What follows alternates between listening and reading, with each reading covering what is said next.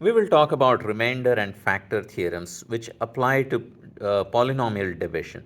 But before we talk about dividing polynomials, let's look back at dividing integers.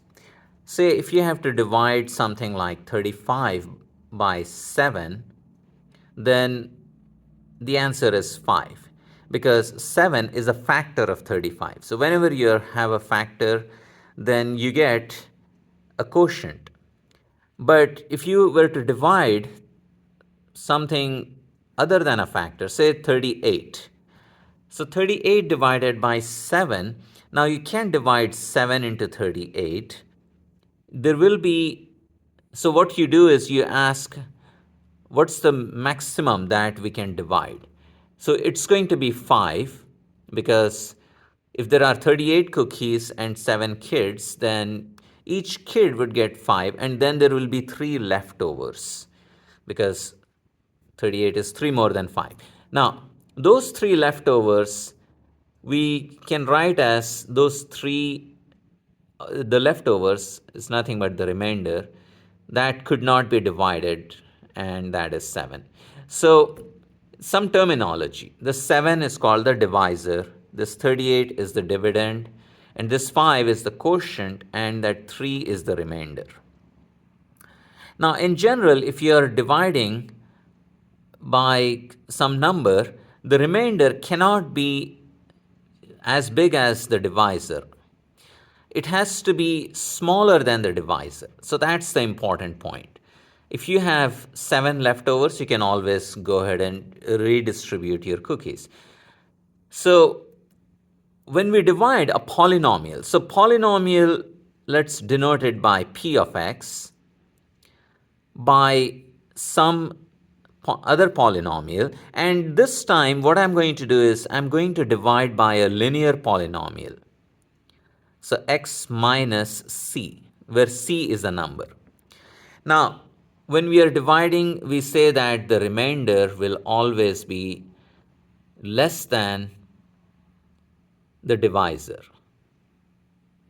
Now, the thing that measures the size when it comes to polynomials is the degree. So when we divide something like this, we may get a quotient. So we will have a quotient polynomial plus a remainder polynomial. But here is the thing. The remainder polynomial cannot have degree 1 or more because you're dividing by a linear polynomial. So the degree of the remainder should be 0 because degree cannot be negative. So if the degree is 0, this is just going to be a number, a constant number. Let's call it r.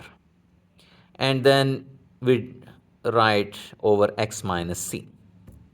So this is the equation we get. This is the division algorithm. When we divide a polynomial by a linear polynomial, then we get a quotient plus remainder, which is a number, over x minus c. Now multiply throughout by x minus c, or multiply both sides by x minus c.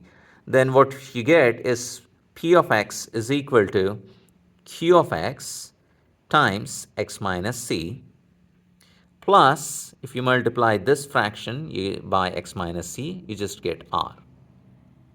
And notice, this equation is equivalent to this equation.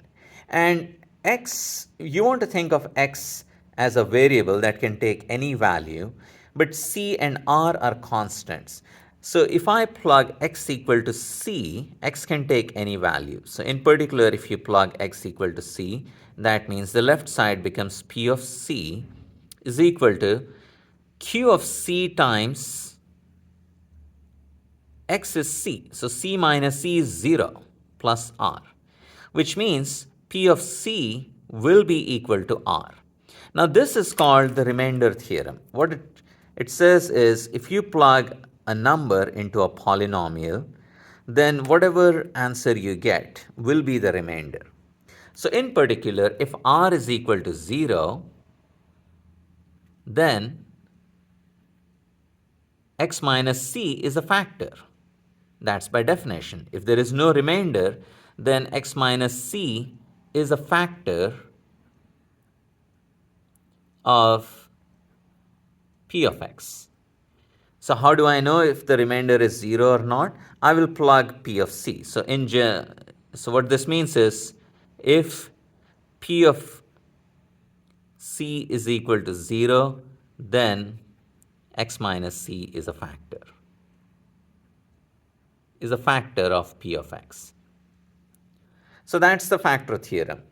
What this is telling us is, it's if you plug a number and you get an answer of 0, then you already know a factor.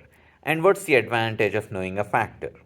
Well, if I know a factor, then I can divide the polynomial by the linear factor, and then the quotient will have 1 degree less. So if I take a quadratic and divide by a factor. So let's do an example.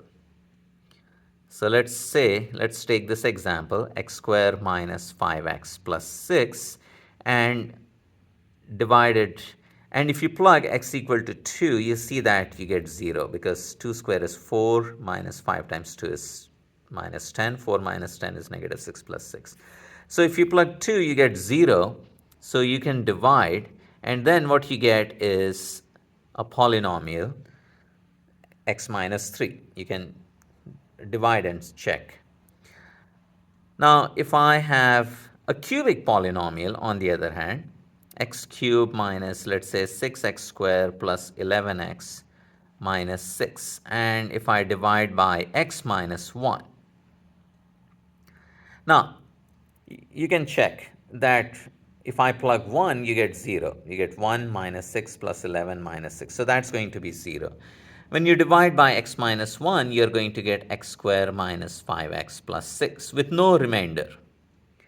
So what we have done is we have reduced this cubic down to a quadratic. So we are simplifying the polynomial.